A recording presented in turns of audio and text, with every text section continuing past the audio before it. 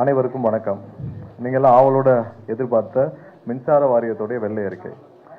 எதற்காக இந்த வெள்ளை அறிக்கையை ப்ரிப்பேர் பண்ணணும்னு நீங்கள்லாம் தெரிஞ்சுக்கணும் முதலாவது. ஏன்னா மின்சார வாரியம் ஒரு தமிழகத்துடைய மொத்த தமிழக மக்களுடைய ஒரு உயிர் நாடியாக இருக்கக்கூடிய மின்சார வாரியம், அது கடந்து வந்த பாதையை நம்ம கண்டிப்பாக தெரிஞ்சுக்கணும்.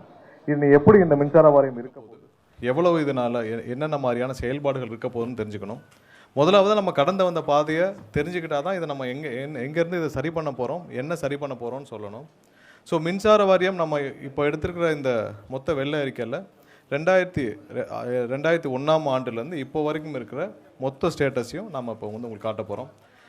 மொத்த ரெவன்யூ எவ்வளோ இருந்துச்சு, எவ்வளோ எக்ஸ்பெண்டிச்சர் இருந்துச்சு, என்னென்ன மாதிரியான இன்ஃப்ராஸ்ட்ரக்சர் டெவலப்மெண்ட்ஸ், அதாவது சப்ஸ்டேஷனு, எவ்வளோ டிரான்ஸ்ஃபார்மர் வாங்கப்பட்டுச்சு, இது மாதிரியான மொத்த டீட்டெயில், அதாவது 2000 ஆண்டுகள், கடந்த 25 ஆண்டுகளாக இந்த மின்சார வாரியம் கடந்து வந்த மொத்த பாதை. ஏன்னா அதற்கு முன்னாடி பார்த்திங்கன்னா பெரிய அளவில் கடனும் இல்லை, ஏன்னா அதுக்கு முன்னாடி பெரிய அளவில் எக்ஸ்பான்ஷன் இல்லை, பெரிய அளவில் நஷ்டம் இல்லைனாலும் ஓரளவு லாபத்தில் இயங்கிக் கொண்டிருந்த துறை எப்படி இந்த குறுகிய 25 ஆண்டுகளுக்குள் இவ்வளோ பெரிய ஒரு கடனிலும், இவ்வளோ பெரிய சுமையிலும், இவ்வளோ பெரிய ஒரு மோசமான நிலைக்கும் போயிட்டுருக்குன்றதை காட்டுறதுக்கு தான் இது.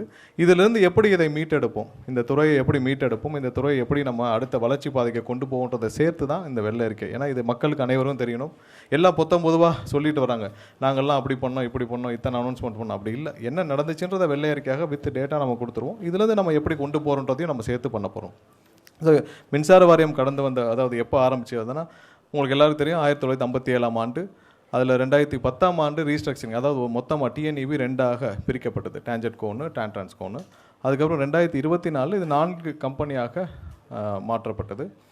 அடுத்த ஸ்லைடு போகலாம். ரெவன்யூ போங்க, அடுத்த ஸ்லைடு.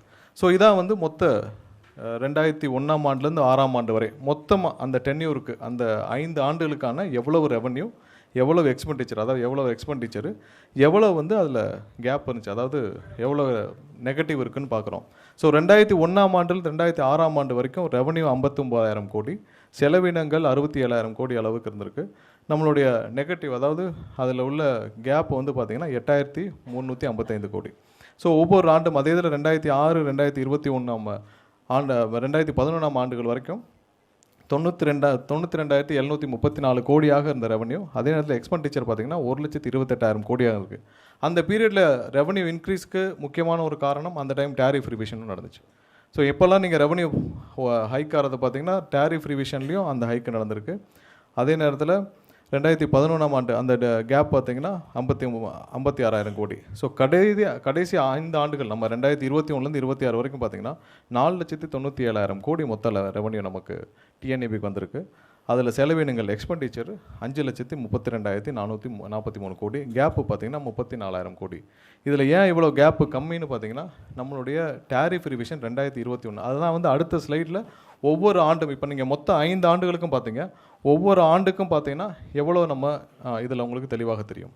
இதில் பார்த்தீங்கன்னா 2020-21ஆம் ஆண்டுக்கு 57,625 கோடியாக இருந்த ரெவன்யூ, அதாவது டோட்டல் டிஎன்இபியோட மொத்த ரெவன்யூவில் அப்படியே இன்க்ரீஸ் எவ்வளோனா 65,447 கோடி இன்க்ரீஸ் ஆகிருக்கு. எதனால? Tariff revision. நம்ம 2022 நம்ம பண்ண டேரிஃப் ரிவிஷனால் கிட்டத்தட்ட 100% மேலே 65,447 கோடி வந்து நமக்கு புதிதாக ரெவன்யூ உள்ளே வந்திருக்கு.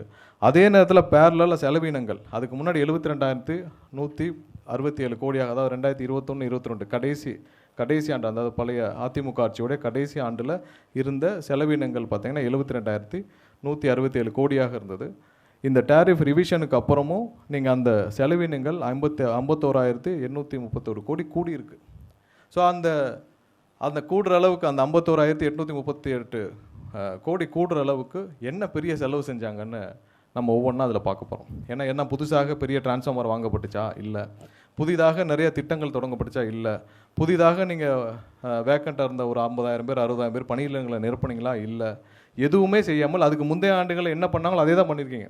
பிளே ஸ்டோர் மற்றும் ஆப் ஸ்டோரில் இருந்து பாலிமர் செயலியை QR கோடு மூலம் பதிவிறக்கம் செய்யுங்கள். செய்திகளை உடனுக்குடன் பெறுங்கள்.